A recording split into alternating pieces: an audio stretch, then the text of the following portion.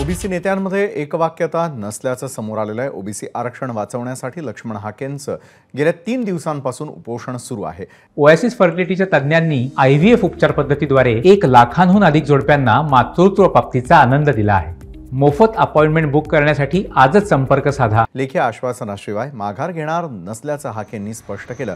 तर दुसरीकडे या आंदोलनाची गरज नसल्याचं मत राष्ट्रीय ओबीसी महासंघाचे अध्यक्ष डॉक्टर बबनराव तायवाड यांनी व्यक्त केलंय। तर जो ओबीसी आरक्षणाला विरोध करेल आणि सगळे सोयरेचा जीआर काढेल त्यांचे उमेदवार पडणार असल्याचा थेट इशारा ओबीसी नेते प्रकाश शेंगे यांनी दिलाय। त्यामुळे ओबीसी नेत्यांमध्येच दुमत असल्याचं समोर आलंय।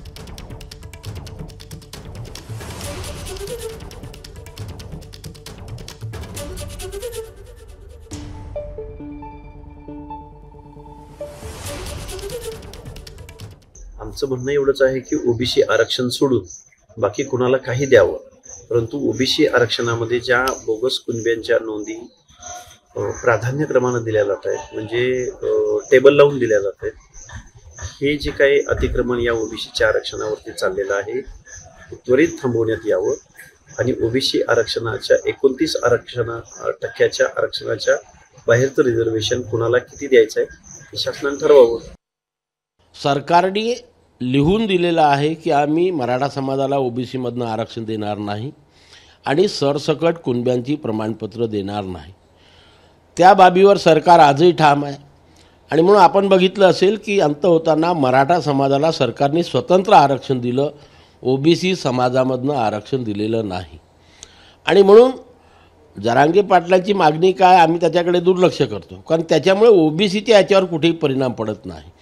जोपर्यंत ओबीसीच्या संविधानिक अधिकारावरती गदा येते आहे ही भावना आमच्या मनामध्ये निर्माण होत नाही, तोपर्यंत ओबीसी समाजाने अशा प्रकारचं आंदोलन करण्याची कुठली गरज नाही आहे। ओबीसीचे आंदोलन दखल घेण्यासाठी सरकारचा एकही मंत्री या ठिकाणी का आला नाही हा माझा सरकारला सवाल आहे। जर तुम्हाला मराठा समाजाला घेऊनच तुम्हाला मध्ये हे करायचं असेल तर उद्याला या येणाऱ्या विधानसभेमध्ये जरांगे म्हणतायत ना, जर जो कोणी त्यांच्या सगळ्या सोयऱ्याच्या ज्याला विरोध करेल त्याला पाडणार म्हणजे पाडणार।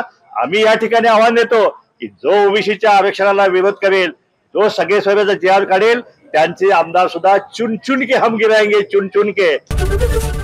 एबीपी माझा, उघडा डोळे बघा नीट।